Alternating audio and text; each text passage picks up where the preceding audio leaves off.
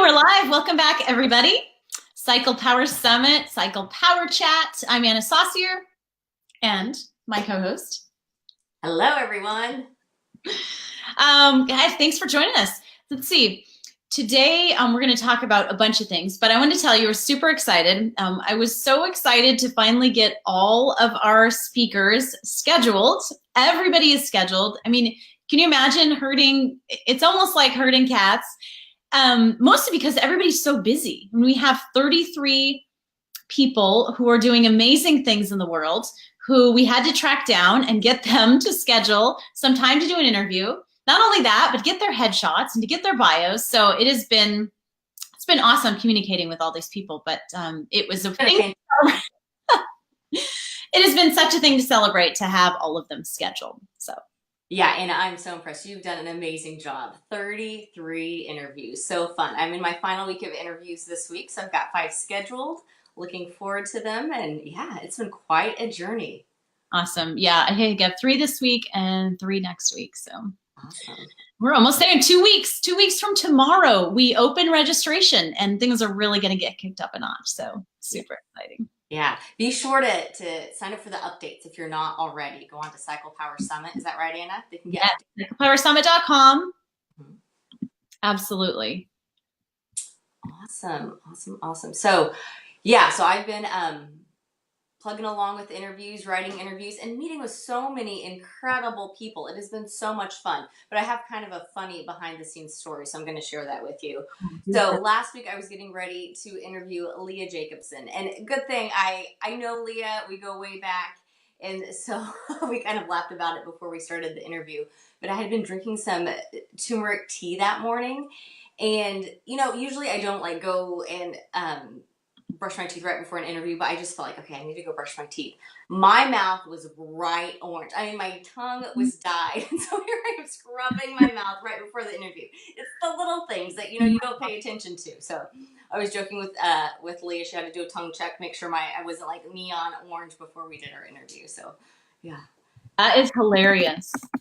Oh my gosh. Yeah.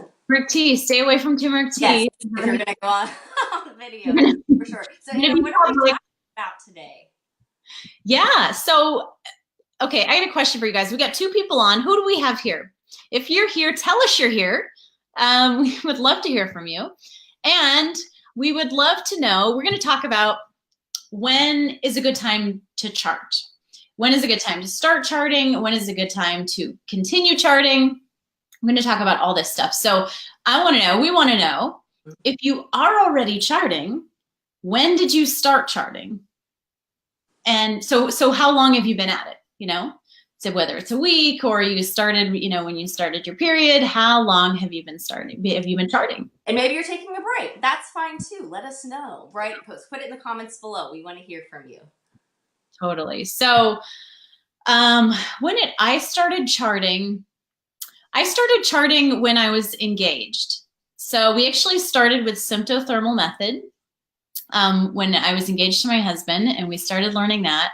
And ironically, we used that for a couple of years to avoid pregnancy, and then started trying to get pregnant and realized we probably never needed to try to not get pregnant because it took us 7 years to get pregnant. So then when we were trying to figure out what our underlying issue was with infertility, and we started charting Creighton so that we would have the benefit of NAPRA technology. So I guess when I started charting in 2005, so 14 years. Wow, I've been at it for 15 years, Anna, so about the same time. Yeah. And what did you use?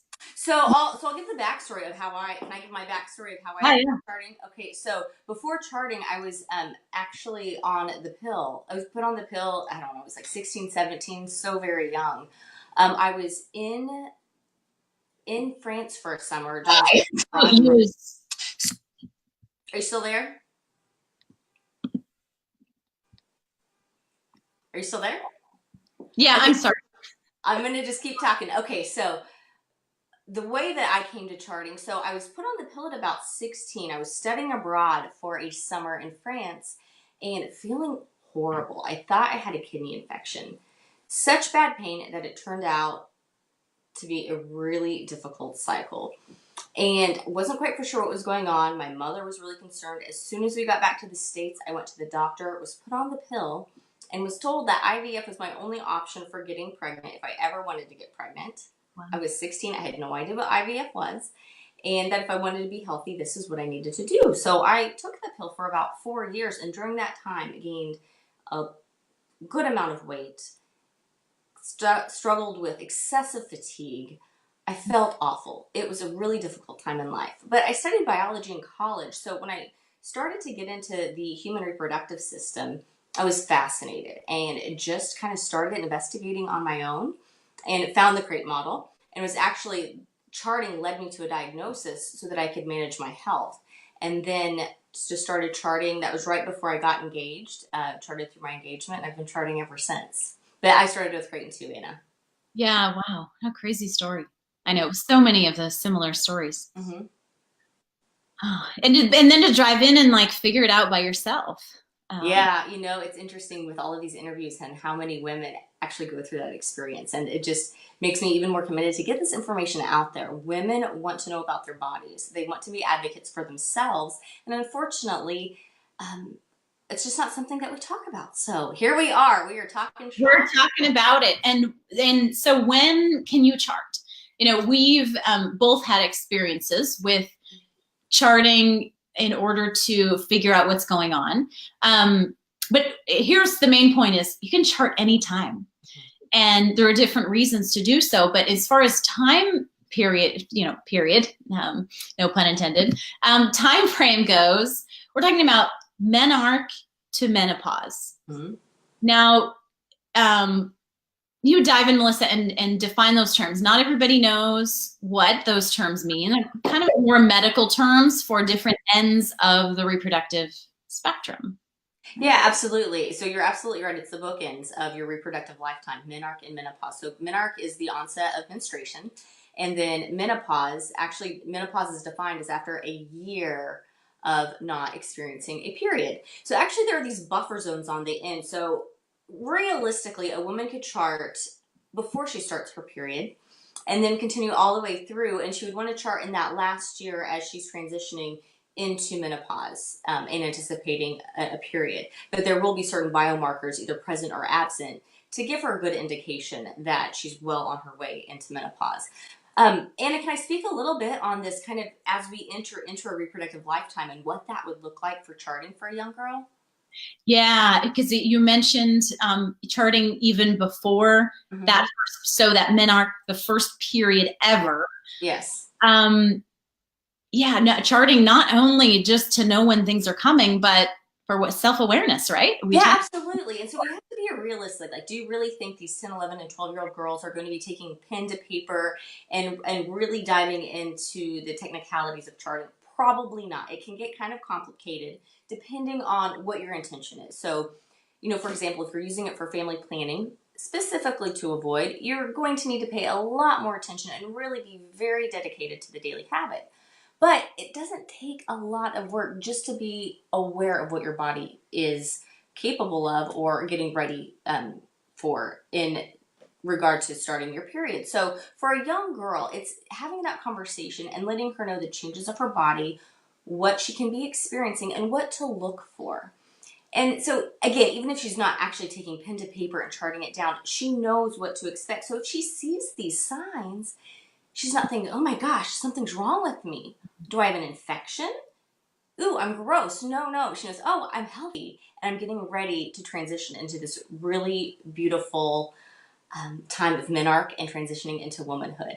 And I've had this conversation with so many women where I teach them the chart. And they come back to me after 2 to 3 cycles and they're like, Melissa, you mean nothing's wrong with me?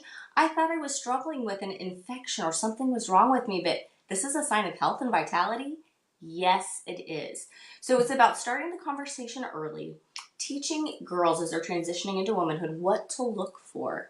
And then they have that information. They're equipped with that knowledge and they can do what they want with that knowledge, whether it just be tucking it in their head or if they need to get serious for health evaluation or family planning, they can take that information and analyze that data in a more strategic and detailed fashion.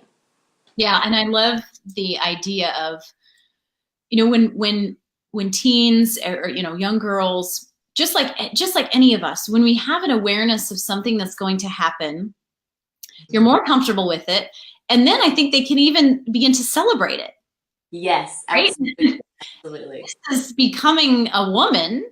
Mhm. And when everything that comes with it is normalized and and valued, like this is your body maturing, this is your body's ability to be truly feminine.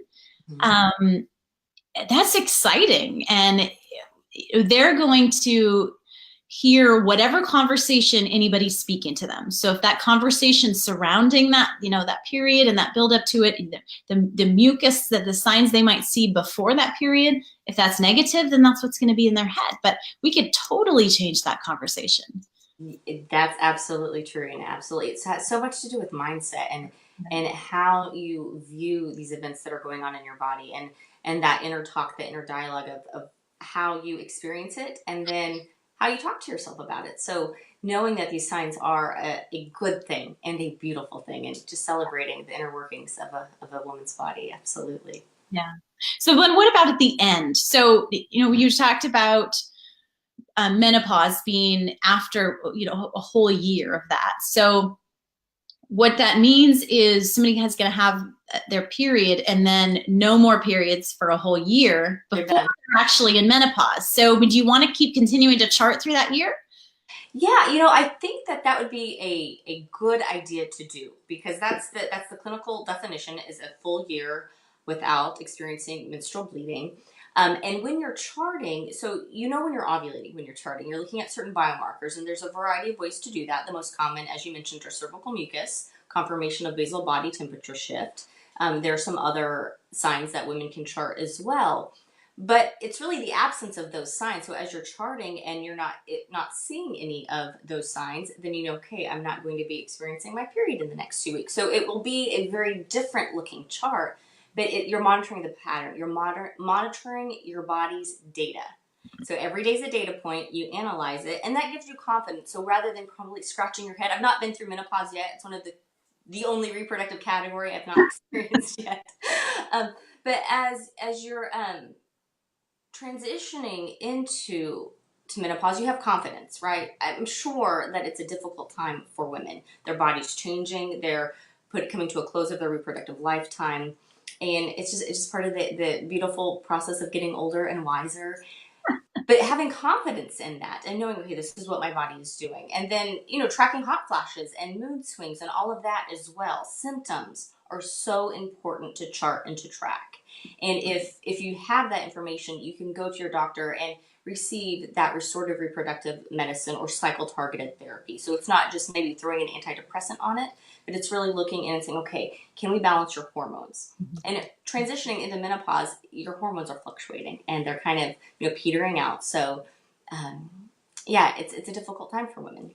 It's really the opposite of what's happening in the It, beginning. the engine's revving up and then it's quietly shutting down. Mhm. Yeah. And so whatever phase we're in, but still realizing that there's pattern, there's process happening, and Mhm. that we're not just tolerating it, but if we can, embrace actually documenting it, charting it, appreciating the patterns, I think that. I love how you said that. If we can embrace it, it's so important to embrace. We are cyclical creatures, women especially, and if we can tap into that cycle of life, I truly believe it helps us to optimize our well-being. Mhm. Yeah. So this is not only, I mean, it just kind of transitions into our second point. We're not only talking about it as a tool for, say, health evaluation or family planning, but just the concept of charting anytime as a habit, Mhm. right? So because you're establishing a habit. Why? Maybe purposes for that, but what's cool about establishing it as a habit at all? Right. I mean, well, aren't we always trying to build new habits and trying to be the best versions of ourselves? So whether it's a new habit to eat well or to wake up at a consistent time or to work out or to get the dog on their daily walk, I mean, it's just a sign of the times that we live in. We're busy, and especially women in their reproductive lifetime. If you have families or if you have a career, you're on a schedule. And so it's really difficult to say, oh yeah, I'm just going to chart my cycle. It needs to be integrated into your daily activities of living. Build that habit, but then that habit becomes a lifestyle. And so it's just something you do. And I can say that with confidence because I've been doing it for 15 years. It was difficult at first.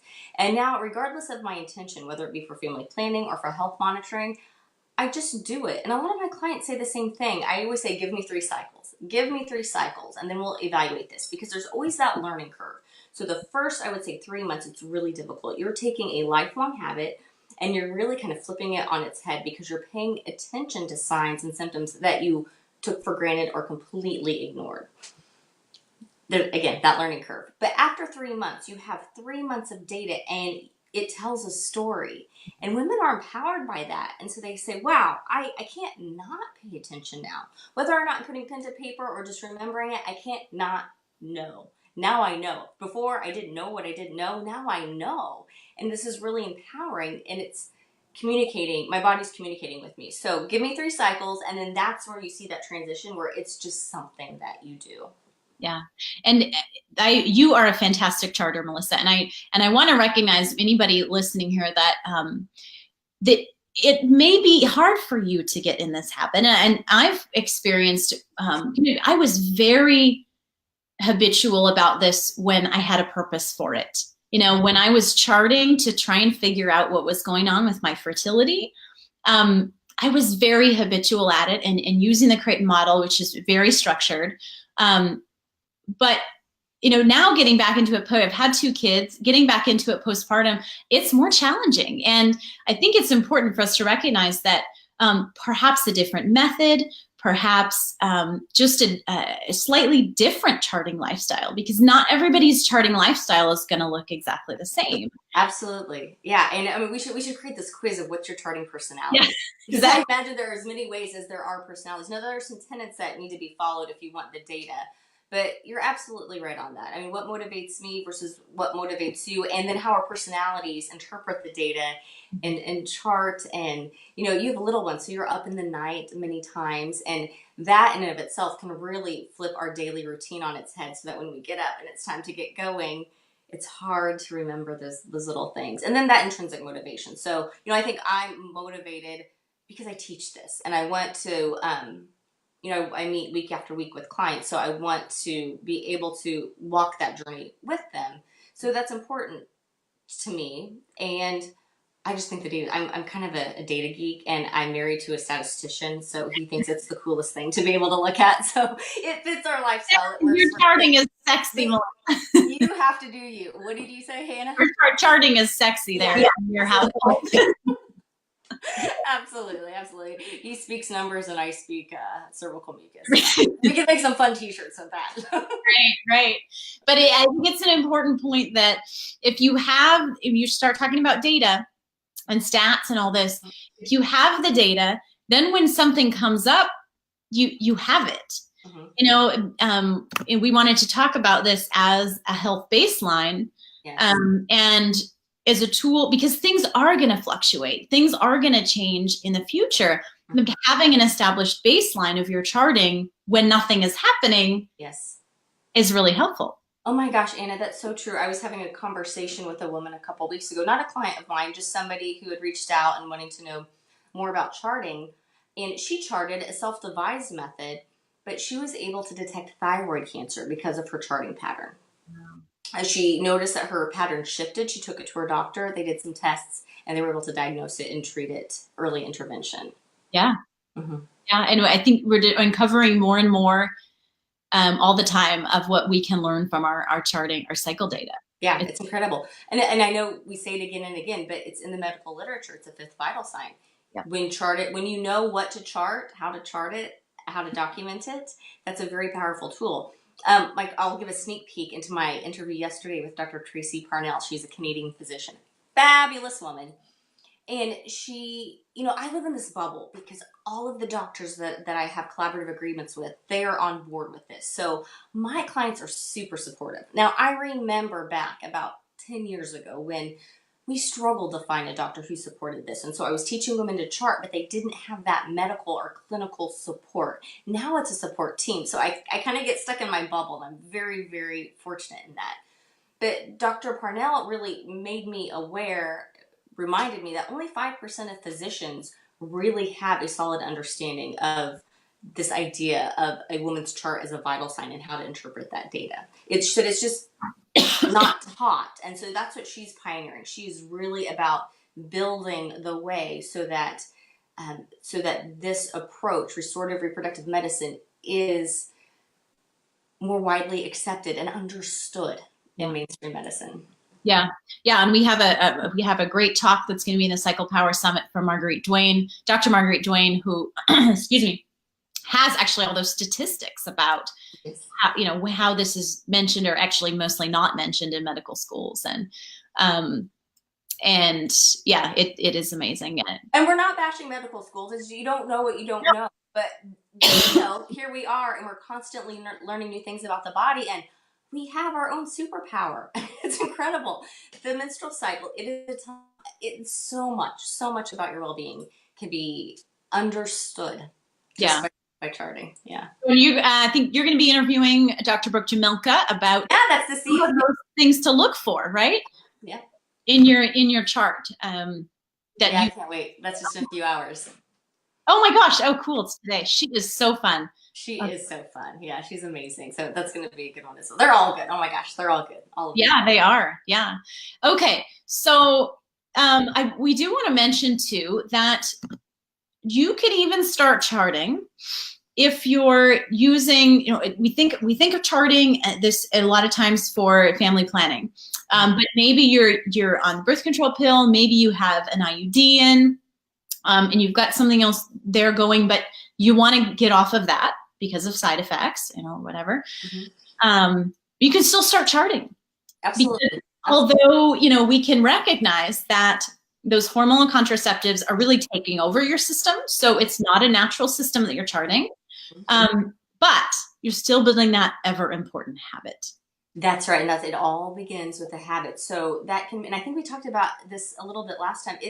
That's a big step. If you are wanting to transition from a hormonal contraception into a method of natural fertility awareness, there's so much going on there, right? We could really dig deep of what all is going on.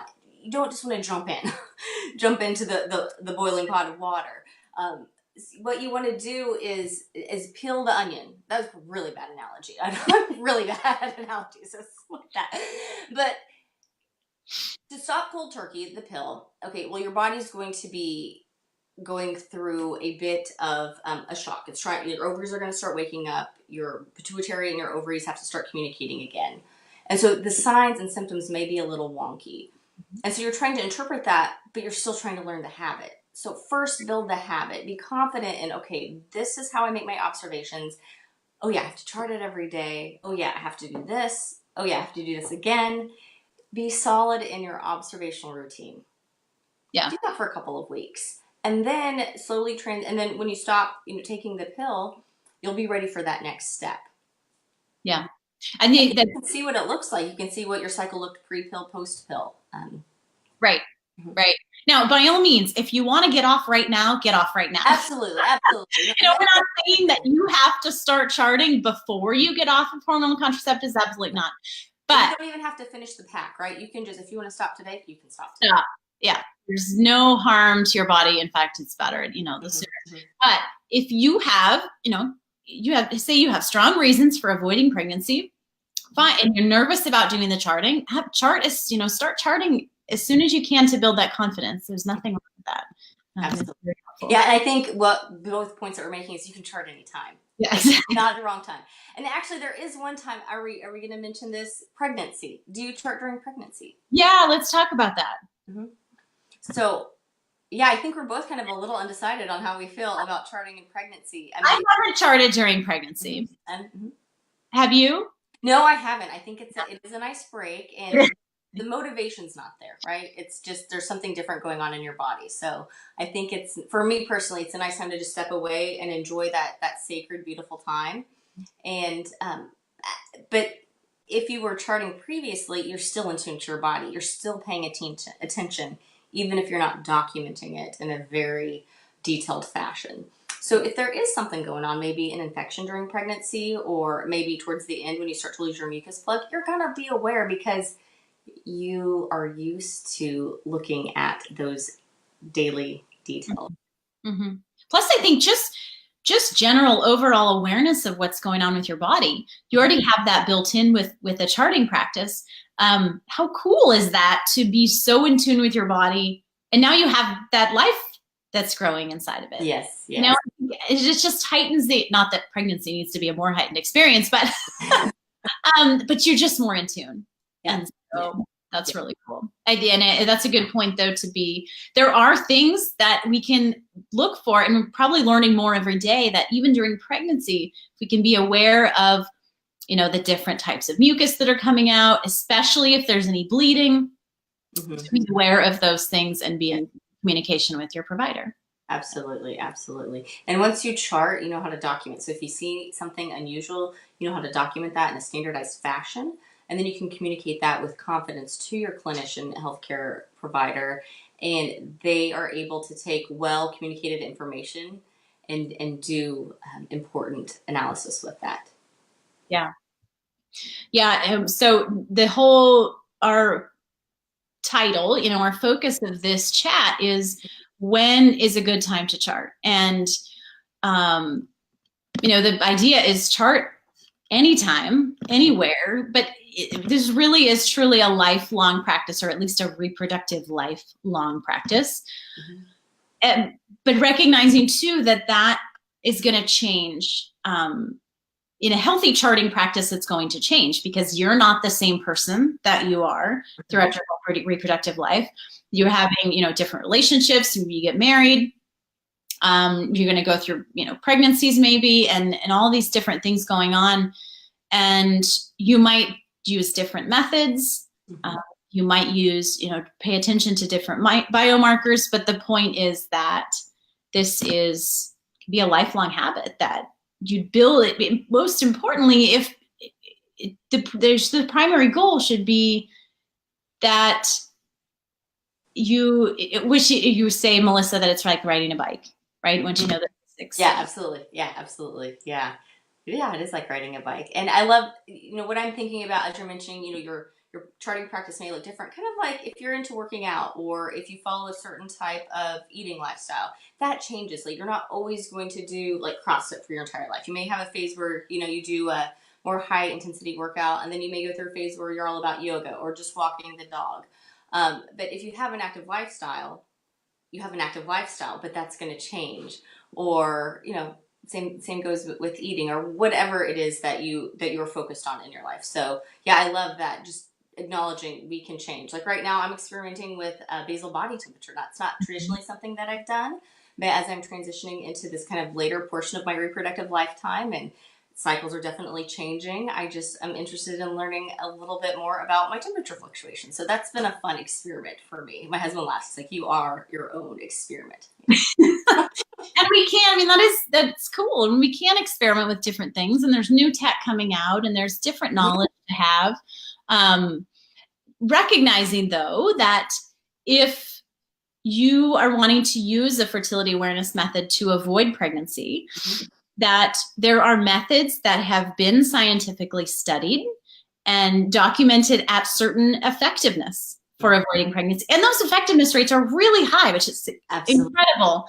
Yes. And that's an important point, Anna, that if you do have a specific intention, and if you have a high conviction to that intention, then find an instructor who works with women who are focused on that intention, and then work and stick to that method. Yeah. So for example, avoiding pregnancy is a perfect example. So sticking with a method, following the protocols, and being in communication with a trained instructor.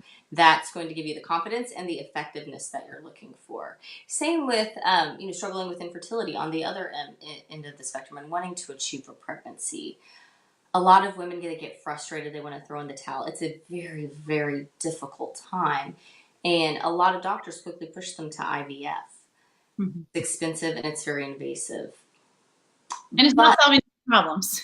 And it's not solving the problems. But to chart in a very specific way, according to certain standards and protocols, we can really get to the root cause of the infertility pair you with a medical clinician who specializes in restorative reproductive medicine, nanotechnology, and then find solutions to that. And the pregnancy rates for women who were previously not able to achieve a pregnancy and then go this route, the success rates are really beautiful. Yeah, it is incredible. So know why you're doing it. Know your why. Different times of your life, right? Because that's going to change, but we can't just ride with it because that's what we know, but to recognize, okay, why am I charting right now in this place, in this, mental game, in this whatever I've going on in my life? Why am I doing it? And is my current method or system the best fit right now? If not, that can change, and there's lots of options out there. Absolutely. Whenever I work with engaged couples, I say, don't just chart to avoid a pregnancy or to achieve a pregnancy. Chart to know your body, regardless of your intention. Because so many times these young couples will get in the mindset of, okay, well, we'll chart to avoid, but then when we're ready to achieve a pregnancy, we'll just stop charting. And I discourage that.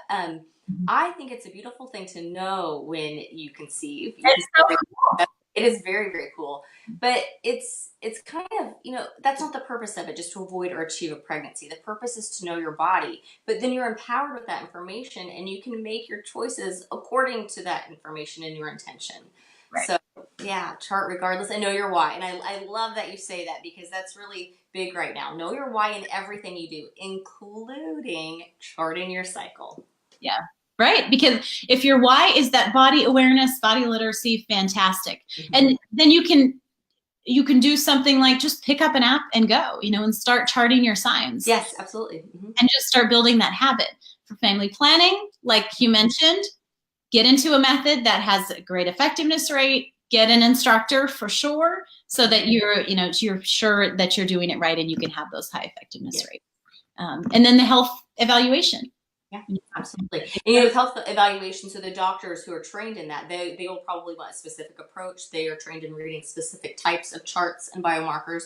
So it may be you've done something all of this time, and now you have to switch to a different method to get a health evaluation. I understand the frustration of that, but know that you're a leg up in that game. So it's not that you are in this difficult situation needing a health evaluation, and now you've got to learn this new habit. You already have that habit. You're just shifting the way that you record the information so that your doctor can utilize that as a very powerful assessment tool. So it's really important that we see that, hey, this is not a bummer, I have to learn a new habit. This is a really great opportunity to provide the information for my doctor. And hey, I already know how to do this, so it's not going to be that difficult to learn.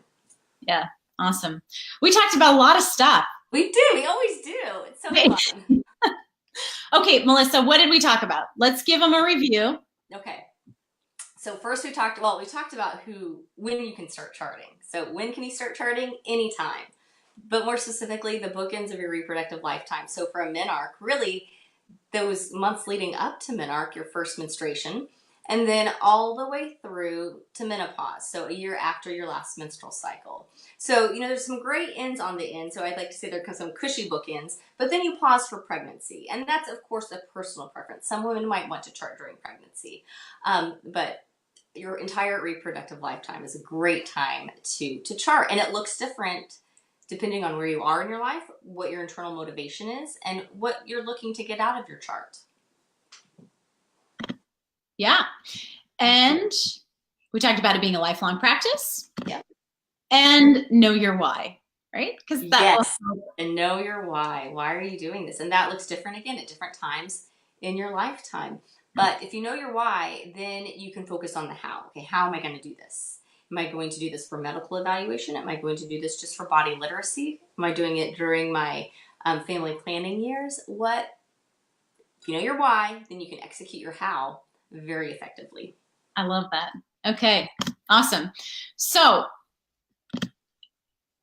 please share this video. So what's happening is we have the Cycle Power Summit coming up here on May 2 to 5, May 2nd to the 5th. And this is for anybody. So the Cycle Power Summit, we're going to have basic information for women and couples who don't know anything about fertility awareness or restorative reproductive medicine. But then there's also going to be more advanced sessions for people who are just looking to learn about more. or just dig into this information, for doctors who have never heard of this, for fertility awareness-based method instructors who are just curious about other methods or other practices of restorative reproductive health care. So, I mean, share this with any woman you know. There's going to be something for everybody, and it's free. Mm-hmm. So please share. You can share this. Just take the video, hit share it to your personal profile. If you're not comfortable with that, you can share directly into a Facebook message. Yeah. If you're part of a mom's group, or you have a private Facebook group of your best girlfriends, or maybe there's any type of women's group, share it on there. And I find that sometimes it's uncomfortable to talk about these things, but once we open up, other women want to talk about it as well, and women like to connect through our common womanhood. And the cycle is a beautiful thing. It looks different for every person, but it really tells us a lot about what's going on in our body. So if we can support each other in that, and then, Ann and I, we built this great cycle relationship where I know when you're having a hard week and I can reach out to you and say, hey, and you do the same for me. We know when we're in our creative stride according to where we are in our cycle. So it really is able to connect our woman genius to our friendships, which is a beautiful thing. So share. I love it. And the cool thing about this concept, this is an online conference. Nobody has to go anywhere. You can sit in your car, in your armchair, whatever you do, on the go, and listen to these sessions and listen to these interviews with these amazing leaders in fertility awareness and restorative reproductive health care. So there's no excuse. I mean, share it and let's get this information out there, empowering women and couples. So, yeah. Okay. Thank you for joining us. Yeah, and we'll see you all next week. We're doing this weekly, correct, Anna? Yep, that's it. Okay, so we'll be here next week. Thank you. Bye-bye. Bye for now.